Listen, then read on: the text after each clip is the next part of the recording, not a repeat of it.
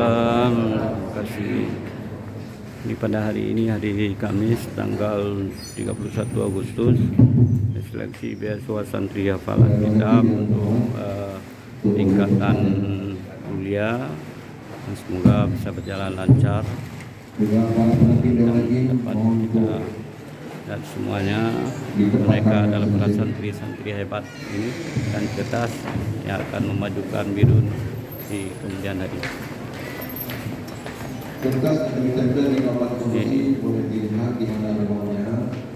Nanti langsung masuk ke ruang. Ada ruang 1, ada ruang 2, ada ruang 3, ada ruang 4, 5. Terima kasih kepada pemerintah Kabupaten Birun yang telah menganggarkan anggaran untuk beasiswa santri berprestasi hafalan kitab dan hadis. Semoga mereka menjadi kader-kader ulama muda di depan untuk 2 atau 30 tahun yang akan datang. Semoga mereka adalah yang akan mengisi Birun Kota Santri ke depan. Amin ya rabbal alamin. Assalamualaikum warahmatullahi wabarakatuh.